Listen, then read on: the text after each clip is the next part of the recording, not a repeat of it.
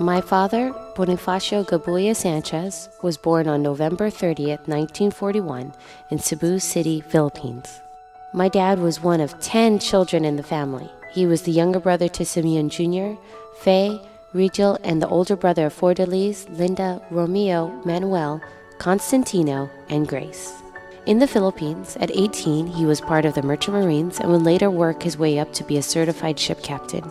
Years later, he utilized his experience at sea to captain research vessels for science professors and students at USC. In 1967, Dad met Mom. They met through my dad's colleague, set up on a blind date in Davao, Philippines.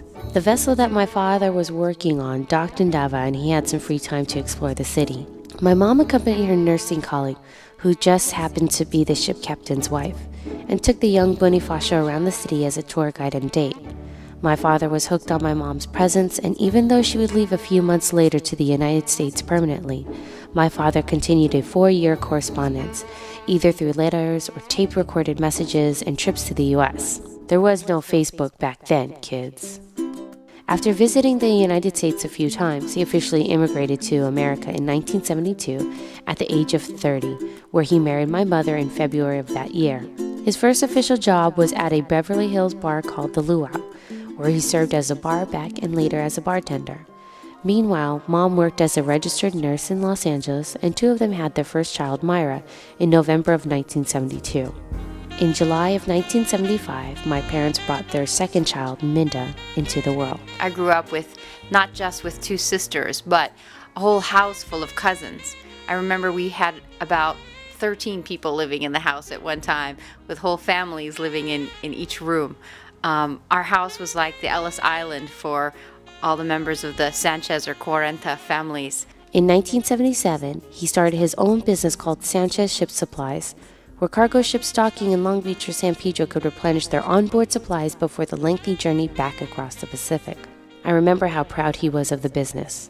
Later that year, I was born on December 31st, just minutes away from being a New Year's baby. And yes, in case you're wondering, the hospital really wanted my mom to hold on till the stroke of midnight, but I was a little too determined to come into this world. He was one of those really great fathers that always encouraged us and told us we were beautiful and smart, we could do anything we wanted to do.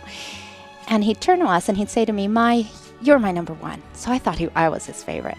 Well, then here comes around the corner Minda, and then he says, Min, you're my number one. And then Lily, being the youngest in the family, and obviously the young, cute one, comes into the room. Oh, Lil, you're my number one. And then obviously, at some point, then he'd tell us that Mom was his number one. And we'd always get a kick out of it, because then we'd say, well, then who is your number one? And it was just his way of saying, you are all my number ones. My father was always so proud of the volunteer work and the service communities he was a part of. He was a founding member of the Filipino community of Carson and a brother of the Mason Society. When he did have free time, he really made the most of it with his family and friends. My dad was very fond of dancing and singing to my mom as he danced boogie or swing or just a nice slow dance. That brought great joy to them. They enjoyed the dance floor. My father comes from a family of wonderful dancers. Him and his brothers would always take over the dance floor. So when my mom came into his life, and as we came into his life, he shared that with us.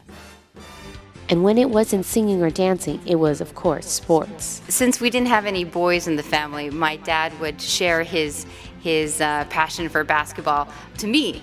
And I remember going to Scott Park or Carson Park, and my dad would teach me how to shoot hoops. I wasn't very good, but I was the only one of the 3 girls that had any interest in throwing a basketball. My father, like a lot of other men, enjoyed the casino.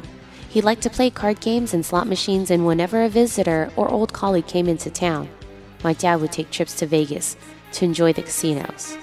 Throughout his life, my dad has been a great provider to not only my family, but to all his loved ones.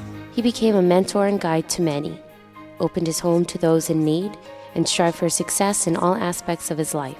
In 1998, my dad was diagnosed with prostate cancer, and for 4 years, he fought bravely to overcome his illness.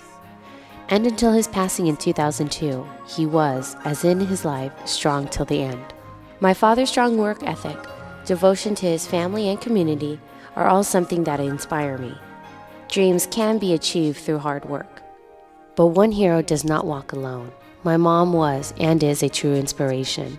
With a dream of a prosperous life, she left her loved ones and set off to the United States, where she became a successful registered nurse with 30+ years of service. She is a wonderful mother of 3, as well as grandmother of 3, a leader in the Filipino community of Carson, and mentor to many people. Through every crisis life has presented, she has been the foundation that keeps us all together. I admire her strength to this day.